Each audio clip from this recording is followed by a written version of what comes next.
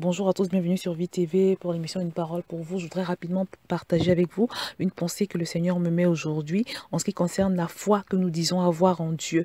Parce que plus le temps passe, plus je me rends compte que beaucoup de combats que les chrétiens traversent ne sont pas dus aux démons, ni aux malédictions, ni même à tout ce qu'on pourrait croire, mais la plupart, la grande majorité des problèmes que les chrétiens traversent est simplement dû à l'absence de soumission.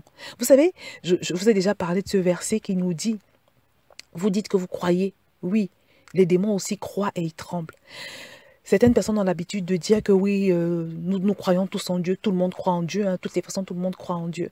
Et les gens pensent que le simple fait de croire qu'il existe un Dieu quelque part, ou le simple fait de croire que Dieu a effectivement envoyé Jésus pour nous sauver, les gens pensent que ce simple fait-là signifie qu'on croit en Dieu. Mais je vais te dire aujourd'hui que la façon que nous avons de penser, parfois, n'a rien à voir avec la façon que Dieu a d'appréhender les choses. La preuve, il nous pose la question, vous dites que vous croyez. Les démons aussi croient et ils tremblent. Un peu comme si vous voulez nous dire, mais quelle est la différence entre toi, cette croyance que tu as, et la croyance d'un démon? Je vais te dire quelle est la différence aujourd'hui. Dieu fait la différence entre la foi théorique et la foi pratique. La foi théorique, c'est tu crois, c'est tout. La foi pratique, c'est que tu crois en Dieu et tu te soumets à lui. C'est pour ça qu'il dit dans sa parole, ce peuple m'honore du bout des lèvres, mais son cœur est éloigné de moi. Donc tu regarderas toujours plus à ton attitude qu'à tes proclamations, ou bien même à ce que tu dis que tu crois. Regardez les chrétiens aujourd'hui, des personnes qui se disent enfants de Dieu. Bien aimé, est-ce que tu sais ce que signifie affirmer que quelqu'un est ton Dieu? Quand tu dis par exemple que le Créateur là, celui qui nous a créés, quand tu dis que c'est ton Dieu, est-ce que tu sais ce que ça veut dire? Ça veut dire qu'il est celui qui détermine ta vie. Ça veut dire qu'il est celui qui contrôle ta vie. Ça veut dire qu'il est celui qui conduit ta vie. Parce qu'aux yeux de notre Seigneur, aux yeux de notre Dieu là, ton véritable Dieu, c'est celui qui contrôle ta vie. Ton véritable Dieu, c'est celui qui conduit ta vie. Ton véritable Dieu, c'est celui qui détermine ta vie. Ton véritable Dieu, c'est celui qui initie les décisions. Quand par exemple, tu as envie de prendre un crédit à la banque, il y a une idée qui te passe par la tête comme ça, tu as envie de prendre un crédit, tu te lèves, tu vas prendre ton crédit. Tu as envie d'épouser une fille, tu as vu une fille, elle te plaît, elle est belle, tu l'épouses. Tu fais toutes ces choses sans même t'interroger une seule seconde sur quelle pourrait être la vie de Dieu à propos de ces décisions. Est-ce que tu penses que quand Dieu te voit te comporter comme ça, il peut te croire quand tu lui dis que tu crois en lui? Tu penses qu'il peut te croire quand tu lui dis que tu as foi en lui? Non! Avoir foi en Dieu, c'est te soumettre. Ton véritable Dieu, c'est celui à qui tu te soumets. Ton véritable Dieu, c'est celui à qui tu donnes la première place. Il y a des gens qui agissent toujours selon leur volonté, ou des gens qui sont conduits par leur âme. C'est-à-dire, j'ai envie de faire une chose, je la fais. Peu importe ce que Dieu dit, je fais ce que j'ai envie. Et à côté de ça, je vais à l'église, peut-être même je sers Dieu, je fais des choses pour le Seigneur, je proclame son nom, je prie, je respecte le protocole de la prière quand je prie. Mais Dieu ne considère pas que tu crois en lui. Les démons croient en Dieu, ils croient que Jésus-Christ est le Fils de Dieu, mais ils ne font rien de ce que Dieu dit. Beaucoup de chrétiens ont tellement de luttes, de combats. Ils vont voir les pasteurs pour la délivrance. Ils font toutes sortes de choses pour essayer de s'en sortir. Et pourtant, la vérité, c'est que simplement, ils ne se sont pas conformés à ce que Dieu dit. Comme je vous le dis toujours, Dieu a prévu un mode d'emploi pour tout. Il y a des choses pour lesquelles on n'a même pas besoin de prier parce que c'est inscrit dans la parole. Il y a des choses particulières pour lesquelles on doit chercher la face de Dieu. Mais quelqu'un qui fonctionne en toute indépendance, sans tenir compte de Dieu, aura tous les ennuis du monde.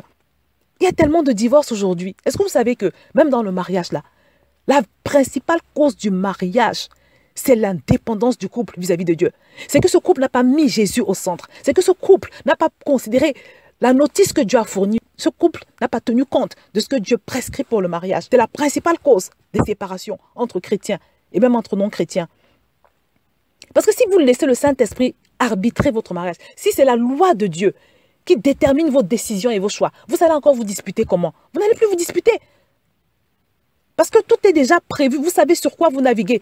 Vous savez quelles sont les lois qui vous contrôlent. Quand il y a on va dire, un point sur lequel vous ne vous entendez pas, la première réaction, le premier réflexe, c'est que dit la parole. Et Dieu a prévu une parole pour tout. Donc il n'y a plus de dispute. La plupart des gens sont conduits par leur âme. Ou alors ils sont conduits par d'autres personnes que Dieu. Et Dieu te dit que c'est cette personne-là qui est ton Dieu en réalité. Ou c'est toi-même qui es ton propre Dieu selon le cas. Le pire, c'est que ces attitudes d'indépendance vis-à-vis de Dieu nous créent tellement d'ennuis, tellement de soucis. Et après, on va voir le pasteur pour la délivrance. Après, on va voir le prophète pour qu'il nous sorte une révélation au sujet parfois d'une chose que le Seigneur a déjà précisée dans sa parole. Avec mon mari, aujourd'hui, j'ai atteint un niveau où vraiment, il n'y a plus de discussion infinie au sujet d'une chose qu'il voudrait faire et que je ne suis pas d'accord. Non, le Saint-Esprit est là pour nous départager. La parole de Dieu est là pour nous départager. Dans ce que tu traverses là, examine-toi devant le Seigneur. Examine-toi vis-à-vis de sa parole. Va sincèrement devant le Saint-Esprit et tu lui demandes de te montrer, de te scanner, de te montrer ce qui en toi peut être à l'origine de cette situation que tu traverses, de cette turbulence. Examine-toi et vérifie si c'est vraiment Dieu qui te conduit, si Jésus-Christ est simplement ton sauveur ou s'il est ton Seigneur, parce qu'il doit être ton Seigneur. Dieu considère que tu crois en lui, que tu as foi en lui, quand tu laisses Jésus être le Seigneur de ta vie. Donc je t'invite aujourd'hui simplement à t'examiner devant le Seigneur, avec humilité, sincérité. Est-ce que Dieu est celui qui détermine tes décisions? Est-ce que Dieu est celui qui trace les plans dans ta vie? Est-ce que Dieu est celui que tu suis? Est-ce que sa parole est le mode d'emploi que tu utilises pour tout? Voilà des questions que tu dois te poser. Si à ces questions, tu n'es pas capable de répondre par l'affirmative, c'est qu'il y a un souci. C'est que tu dois revoir ta manière de fonctionner. Va devant le Seigneur, prie, demande-lui de te montrer ces choses que tu ne vois peut-être pas. Demande-lui surtout la capacité, la force de pouvoir te soumettre. Parce que c'est le mot que le Seigneur n'arrête pas de me donner. Il nous dit d'ailleurs dans sa parole de nous soumettre à Dieu. Et c'est là où le diable va fuir. Il nous recommande de nous soumettre si on veut avoir la paix. Donc, aujourd'hui, prends la décision salutaire qui va transformer ta vie et qui va attirer la faveur de Dieu. Dieu apprécie les gens qui lui sont soumis.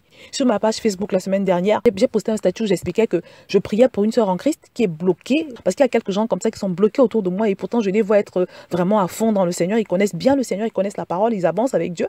Mais ils sont bloqués. Donc je priais pour une de ces sœurs et je disais au Seigneur, mais je ne comprends pas, regarde son investissement et tout ça, mais pourquoi elle n'arrive pas à sortir de cette situation? C'est là où le Seigneur me montre qu'elle n'est pas obéissante. Elle n'est pas obéissante. Elle est son propre chef. Pourtant, elle aime le Seigneur. Donc, mon bien-aimé, c'est vraiment un souci parmi les enfants de Dieu. La soumission, l'obéissance, c'est quelque chose d'important aux yeux de Dieu. La parole de Dieu nous dit que l'obéissance vaut mieux que les sacrifices. Prends la décision de mettre ta vie en ordre par rapport aux recommandations de Dieu. Et je suis convaincue que pour beaucoup de choses pour lesquelles tu as déjà fait le tour de la planète, tu as allé voir des pasteurs, des prophètes, pour beaucoup de choses pour lesquelles tu as déjà jeûné, ces choses-là vont disparaître de ta vie. Parce que simplement, tu te seras conformé à la façon que Dieu a de faire les choses. Parce que simplement, tu te seras conformé à la recommandation de Dieu. Je compte sur toi, mon bien-aimé, pour faire preuve de bonne volonté. Parce que ta délivrance en dépend. Je vais m'arrêter là. Et je te dis à très bientôt sur VTV.